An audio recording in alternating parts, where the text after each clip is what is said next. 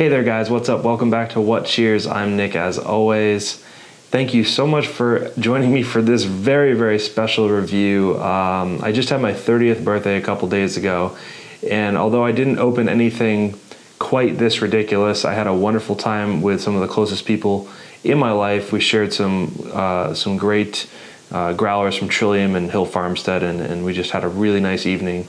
But I really wanted to do something like this on camera, something really special that I've been holding on to for a while. And yeah, I mean, I'm guessing a lot of you guys have heard of this beer. It's sort of legendary. It's sort of impossible to get. I worked really hard to trade for this a couple years ago, and I've been holding on to it since. And what better excuse or of time to open this up than my 30th birthday. So I have my dad and my girlfriend here, and we're going to get into this. It is none other than the three Floyds 2012 Bourbon Barrel Aged Dark Lord with vanilla beans. Yeah, I mean, that pretty much says it all, guys. Like I said, you probably heard of this beer before, at least Dark Lord. This is a very hard variant to get. And it's 15% alcohol. Now, Dark Lord itself is a big event that happens once a year where they release, obviously they release the regular beer, but they also release variants each year. And this one is the highest rated of all those. And, you know, there's a lot of people that think Dark Lord, the regular Dark Lord, is overhyped, but everyone I've read that has tried this beer says that this is nothing like the original Dark Lord at all. It's a whole nother animal.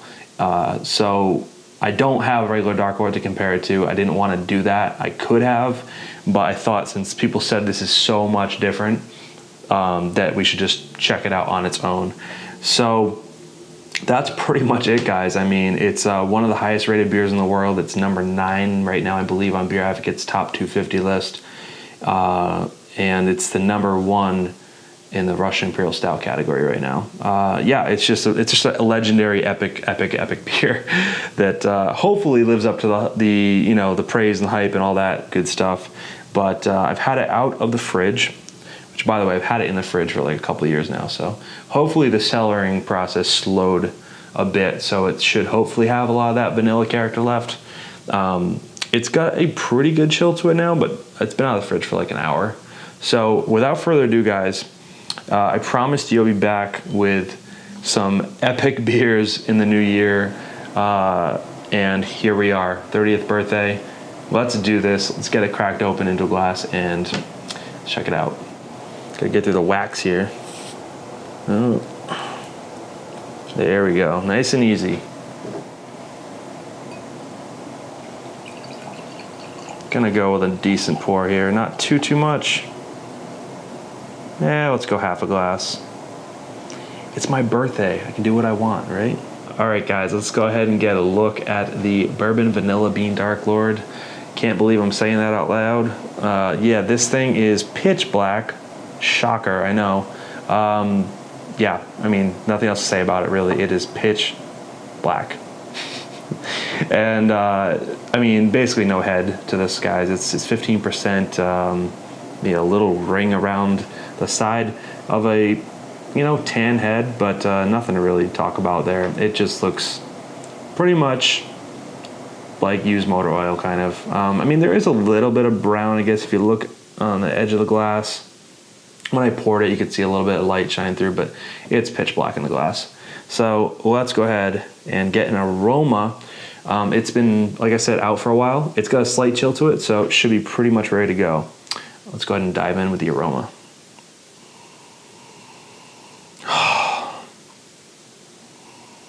All right, so right off the bat, definitely feel like it lost a lot of the vanilla character in the aroma.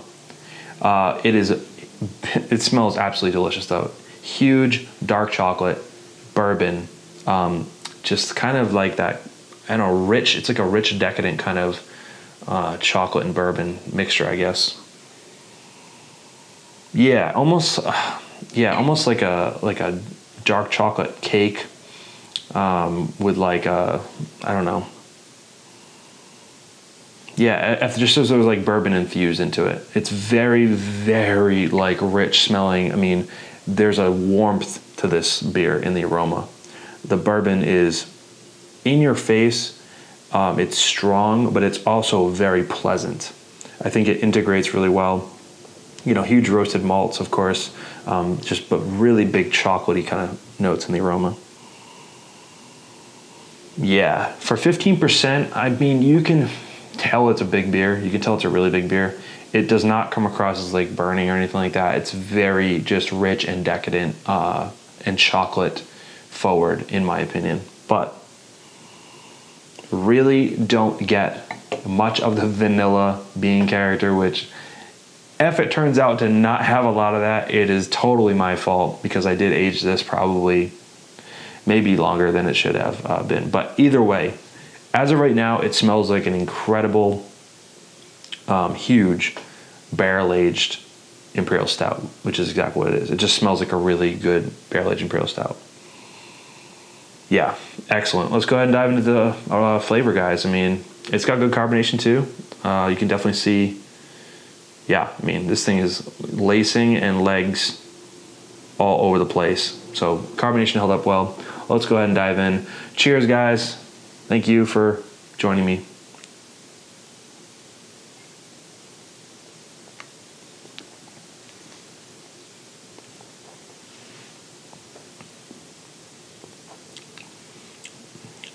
Wow. Wow. Okay. All right.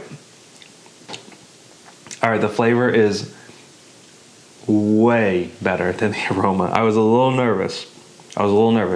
I think the flavor is 10 times better than the aroma even. It's got the bourbon. It's got the chocolate. It's much actually thinner than I thought it would be, maybe, in my opinion. Maybe another sip, but it's very sweet. Definitely getting that bourbon and but the vanilla, almost like a marshmallow type thing. Very, very sweet. But there is a nice roastiness in the back end, a little bit like a charred kind of flavor from the barrel to kind of cut through that sweetness. But it is sweet. It's got, again, just a lot of bourbon notes. It's very different than the aroma led on. Oh, yeah, second sip. This beer is sticky. It's very sticky. It's still not the thickest or like richest, chewy kind of mouthfeel than I thought it would be, which is kind of nice, I guess. The vanilla flavor, the sweetness that's there, definitely comes across as a sweet kind of vanilla, almost like vanilla extract type of thing. I know, even though I'm sure they used really high quality vanilla beans and stuff. But yeah, I mean, it's sweet, it's rich, it's chocolatey, it's bourbon, and the flavors, again, just were not in the aroma really, so it's much more cohesive of a beer on the palate. I think, yeah, you need to like sweeter beers, but if you've had a big Imperial Stout before, I don't think this is going to be like that shocking to you. I think you're going to absolutely be blown away by it. I don't think it's going to be shocking in the way of like, it's not undrinkable, it's not unbalanced, it's just really well crafted. One thing I don't know is how long they aged the beer for. I think it's a full year. I think they aged it the previous year's batch for a full year and then release it, which would make sense. But I don't know like how the vanilla beans, how long they're in there for, or anything like that. I had looked at some previous reviews of other vintages, and I think, yeah, the fresher you had this, it would be stronger with the vanilla. But like I said, the sweetness that is there comes across as like a vanilla marshmallow type thing with bourbon notes. Yeah, as I keep sipping it, as it layers up on the palate, it's decadent, but it's drinkable. I mean, it layers up with so many flavors, and you can taste this beer as I'm talking. It just sticks on your palate, and each sip actually gets better and better. Again, it's sweet, but not overly sweet. I would say, some people might think it is, but for 15%, guys, it drinks pretty damn easily. So yeah, I think it's absolutely incredible. It's one that you need to definitely sip on and think about. This one makes you think a little bit. Also, the carbonation, I was going to say, is very very tight bubbles, very soft, kind of spritzy, but it's there, helps the beer move along. Definitely noticed that the first few sips, like very well carbonated, but it's soft and sort of spritzy. So the beer does move. Again, it's not the chewiest, thickest thing, but it's makes it kind of a little bit more enjoyable to drink, a little easier. So yeah, I'm gonna go and sip on this for another few minutes and come back to you with my final thoughts and score. There is a lot going on in this beer. There's a lot of layers to it, and I'd like to take a little bit of time with it and think about it more. Think about maybe what I was expecting and what is here delivered in the bottle after a couple of years. So phenomenal brew. So I'll be right back in a few minutes after I sip on it and think about it a little bit more. All right, guys, so I'm back and I've been really enjoying this, sipping on it and talking about it with my girlfriend and my dad here, who are enjoying this also. What a incredible brew this is. So well crafted. It's very intricate. Like, there's a lot of layers going on in this beer. You really have to spend your time with it. As it warmed up, more of the aromas came out that were in the flavors, and it's really just becoming just an absolute joy to drink. I mean, it was when I first opened it, but now it's just like everything's opened up. You can really pull everything out of it, and what we're finding is that it's extremely just balanced. I mean, there's nothing about it that is off-putting. Nothing's too strong. There's no lingering flavors that are like too much, too off or anything like that. The carbonation is just right. The mouthfeel, it's creamy, but it's not thick, and that's a big thing about this. It drinks very nicely. It has a nice creaminess to it, a little richness to it, but it's not overly thick or sticky. You can get a whole mouthful of flavor and then you swallow, and it's not like this sugary kind of sticky sweetness, whatever left over. It's just, you're actually kind of just ready for another sip. But yeah, let's go ahead and I'll talk more about that. We'll go back into the aroma and the flavor on this real quick and talk about that. Now it's about cellar temp, I'd say. Before it was somewhere between that and fridge temp, but now it's pretty much opened up to where you'd want it to be. And another thing with this beer is, like, you want to have that little bit of carbonation. It's soft, it's spritzy, but you want to definitely wait to open this bottle until the temperature's right so you don't lose all that carbonation, because what is there does help the beer move a little bit. But anyways, let's go ahead and dive into the aroma again. Yeah, before I was not picking up much. Like, you guys know, at the beginning I said it was like chocolate and bourbon. Now it's really, a lot of vanilla is coming out, a lot. It's a marshmallow. It smells like a freaking marshmallow. It really does. It's a bourbon marshmallow type of thing going on. Bourbon chocolate marshmallow. And the vanilla is faded. I mean, don't get me wrong. This is it's coming up on 4 years, because Dark Lord Day is coming up.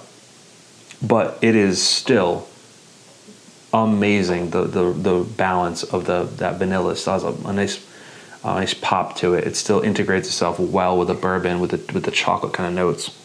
And there's no chocolate in this. I mean, it's just all roasted malts, so that's impressive. It smells like a decadent, rich dessert.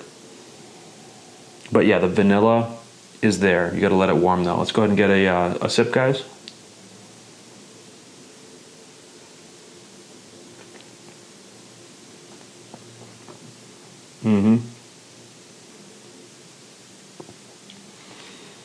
So fucking good.